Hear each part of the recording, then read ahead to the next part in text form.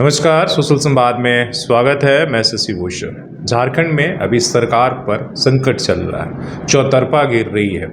एक तरफ मुख्यमंत्री से लेकर मंत्री तक जो है सवालों के घेरे में है, और अगर सरकार की तरफ से बात करें तो लगातार जो है वो कह रही है कि बीजेपी कहीं ना कहीं इसे अस्थिर करने में लगी हुई है। हमारे साथ बीजेपी के जो प्रवक्ता हैं, प्रदेश प्रवक्ता कुणाल सारंगी जी, वो उनसे हम बात करते हैं कि आखिर क्या है बीजेपी का स्टैंड और सरकार को लेकर ये लोग क्या सोचते हैं। इसलिए कि लगातार आप देख रहे हैं कि घूम घूम के जो विपक्ष के नेता हैं, बाबूलाल मरांडी जी और तमाम बीजेपी के बड़े नेता, वो लगातार ये बात जो है निशाना साध रहे हैं कि जो है ये सरकार अब जाने वाली है। तो जो वर्तमान परिस्थिति है मुख्यमंत्री से लेकर मंत्री तक, क्या है, क्या आप लोगों की नज़र में अभी स्थिति क्या है, और क्या बीजेपी इसको अस्थिर करना चाहती है? देखिए, सबसे पहले तो मैं आपकी इस बात को सिरे से नकारना चाहता हूं कि भारतीय जनता पार्टी आज झारखंड में सरकार को अस्थिर करना चाहती है। इसमें कतई भी सत्यता नहीं है। ये सरकार अपने विवादों से, अपनी गलतियों से और अपने अपराधों से आज जाने के मार्ग पर प्रशस्त है, जा रही है। जो घटनाक्रम घटा है पिछले कुछ दिनों में, आप अगर देखें, संभवतः स्वतंत्र भारत के इतिहास में ये पहला मौका है जब किसी विभागीय मंत्री ने, जो खुद मुख्यमंत्री भी हैं, मैं उनका बहुत आदर करता हूं, व्यक्तिगत तौर पर उन्हें बहुत सम्मान भी करता हूं, लेकिन ये दुर्भाग्यपूर्ण है, सलाहकारों के कारण या किस आधार पर या किस मजबूरी के कारण उन्होंने खुद मंत्री रहते हुए अपने नाम पर माइंस अलॉट कराई है, और जिसकी जांच पर अब जो चीफ सेक्रेटरी ने रिपोर्ट दी है, जो अखबारों के माध्यम से पता चल रहा है कि उन्होंने स्वीकार भी किया है कि विभाग ने उन्हें अलॉट किया था, जिसे सरेंडर कर दिया गया है। इसका मतलब इन्होंने स्वीकार किया है कि उन्हें आवंटित किया गया था, जो एक ना केवल एक फाइनेंशियल फ्रॉड है, बल्कि जो कॉन्स्टिट्यूशनल प्रोविजंस हैं, जनप्रतिनिधि एक्ट जो है, उसका भी सीधे तौर पर वायलेशन है, जिसके कारण निश्चित रूप से आज झारखंड का नाम देश के स्तर पर नीचा हुआ है।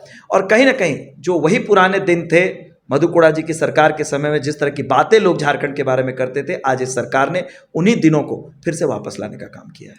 बाकी दूसरी तरफ आप मंत्री देख रहे हैं कि ईडी का शिकंजा कांग्रेस के जो मंत्री उस पर, दूसरी तरफ आप देख रहे हैं कि प्रोत्साहन राशि को लेकर स्वास्थ्य मंत्री के ऊपर सवाल उठता है। तो ये सारा चीज़ एक के बाद एक घटनाक्रम, क्या विपक्ष की कोई चाल है कि भाई पिछले 15 दिनों में इस तरीके से पूरी सरकार घिर गई? देखिए, सबसे पहले तो कांग्रेस और भ्रष्टाचार का जो रिश्ता रहा है, इतना लॉयल रिलेशनशिप रहा है आपस में इन लोगों का, कि उस पर मुझे टिप्पणी भी नहीं करनी है। आखिर इस देश में भ्रष्टाचार की गंगोत्री वो कांग्रेस से ही शुरू हुई है, और आज झारखंड में झारखंड की मानसिकता, झारखंड के लोगों की आकांक्षा का प्रतिनिधित्व करने का दावा करने वाली झारखंड मुक्ति मोर्चा ने जो अपराध कांग्रेस के साथ गठबंधन करने में किया था, आज ये उसी का परिणाम राज्य के लोग भुगत रहे हैं। आखिर कांग्रेस के कारण ही आज स्थानीयता परिभाषित नहीं हो पा रही है। कांग्रेस के कारण ही जो भी इनके एजेंडे थे, उसमें एक भी एजेंडा आज धरातल पर नहीं उतर पाया है। हर बात पर ये कहते हैं कि कोalition की सरकार है, इसलिए कांग्रेस के मंतव्य के बाद ही, कांग्रेस को उनके साथ सहमति बनाने के बाद ही कोई निर्णय हो पाएगा। तो इसका मतलब है कि पूरी तौर पर आज आंदोलन से उपजी हुई पार्टी आज कांग्रेस के सामने नतमस्तक हो चुकी है। और अन्यथा ये कौन सी मजबूरी थी माननीय मुख्यमंत्री महोदय के सामने कि जिन्होंने अपने सारे वादों पर यू टर्न लेने का काम किया पिछले 2 सालों में, और अब आप देखिए इतने बड़े फाइनेंशियल फ्रॉड को अंजाम दिया गया है इनके सलाहकारों के द्वारा, और चंद जो ब्यूरोक्रेट हैं, जो आज सत्ता के करीब हैं और जिन्हें लगता है कि ये सत्ता का सूरज कभी नहीं डूबेगा, आज उन्हीं की मेहनत का ये फल है कि माननीय मुख्यमंत्री महोदय को अपनी कुर्सी गंवानी पड़ने की स्थिति उत्पन्न हुई है। एक तरफ जो बीजेपी से मान ली सहमत नहीं है, वो देखते हैं जिस तरीके से पिछले कुछ सालों में जहाँ जहाँ भी बीजेपी की मतलब सरकार नहीं रही है, वहाँ वहाँ राज्य सरकारों को इसी तरीके से घेरा गया है। तो लोग ये मान के चल रहे हैं कि कहीं ना कहीं इस तरह के तमाम आरोप, आप देखिए मुख्यमंत्री जांच के घेरे में, स्वास्थ्य मंत्री हैं, फिर जो है बाकी मंत्री भी, हर किसी पर किसी ना लगातार। तो इसलिए बहुत सारे लोग ये बात कर रहे हैं कि भाई ये उन एजेंसियों को कहीं कहीं आप ईडी भिरा दे रहे हैं, कहीं इलेक्शन कमीशन। तो क्या, किस तरीके से इन आरोपों को आप लोग देखते हैं कि क्या सरकार को स्थिर करने का ये सारी प्रक्रिया चल रही है? देखिए, बंगला भाषा में एक कहावत है, जो तो दोष नौंदी घोष।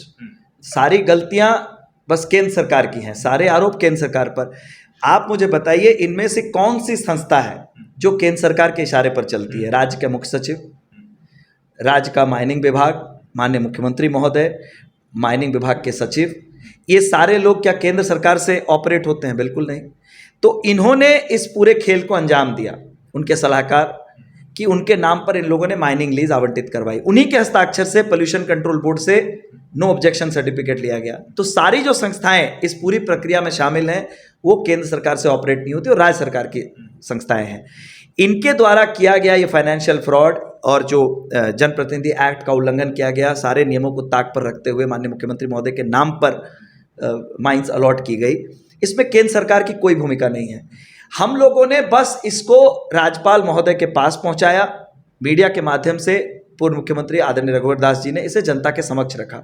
उसके बाद से निश्चित रूप से अगर इस तरह के फ्रॉड होते हैं और जो संस्थाएं हैं, जो संवैधानिक संस्थाएं, वो अगर चुप बैठती हैं तो ये निश्चित रूप से न्यायपालिका पर और देश की जो संविधान की व्यवस्था है उस पर देश की जनता का विश्वास घटेगा, जो निश्चित रूप से एक सशक्त विपक्ष होते हुए हम कभी होने नहीं देंगे।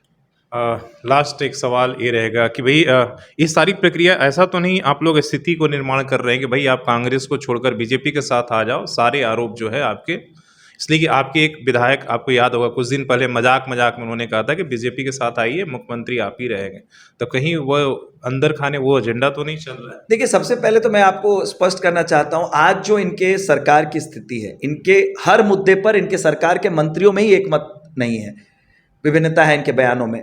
कोई मंत्री कहता है इस साल का खतियान बनना चाहिए, कोई मंत्री कहता है इस साल का खतियान नहीं बनना चाहिए। कांग्रेस के मंत्री पर उनके विधायक आरोप लगाते हैं कि इन सारे मंत्रियों को हटा देना चाहिए, वो हाईकमान से जाकर मिलते हैं। कांग्रेस के ही मंत्रियों पर कांग्रेस के कार्यकर्ता आरोप लगाते हैं कि उनकी कोई बात सुनी नहीं जा रही, ऐसे मंत्री बिल्कुल निकम्मे हैं, इन्हें हटा देना चाहिए। तो ये आरोप उनके अपने ही लोग लगा रहे हैं। कांग्रेस के वरीय मंत्री ने कहा कि माननीय मुख्यमंत्री कांग्रेस को खत्म करना चाहते हैं। यहाँ भारतीय जनता पार्टी की भूमिका कहाँ है?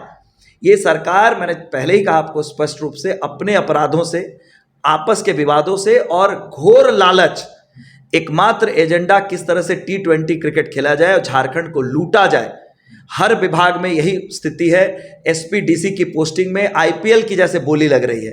इन सारी बातों का आज परिणाम है कि इन्होंने अपने ही कर्मों से आज ये अपराध झारखंड में हुआ है।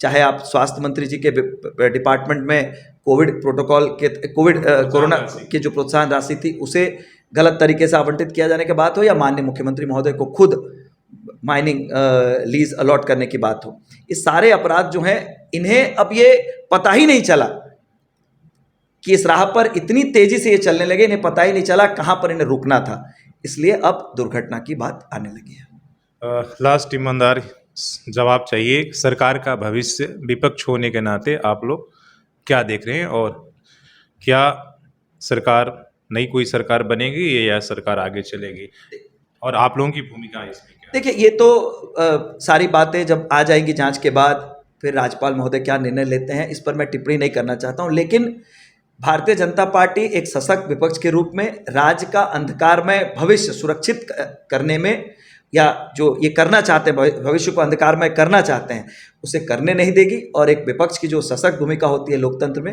वो निश्चित रूप से निभाएगी। चलिए, बहुत बहुत धन्यवाद। और देखिए, बहुत तेजी से घटनाक्रम बदल रहा है, हालांकि अभी कहना बहुत जल्दीबाजी होगी, और लेकिन एक तरह से चल रहा है कि हो सकता है कि मुख्यमंत्री भी बदल जाए, और क्या कुछ होता है वो तो आगे आने वाला समय बताएगा। लेकिन सिर्फ अभी इस मामले को आने के बाद, खासकर जब से मुख्यमंत्री का मामला आया है खुद का माइंस अलॉटमेंट को लेकर, तो कहीं ना कहीं राजनीतिक भूचाल तो आ ही गया है।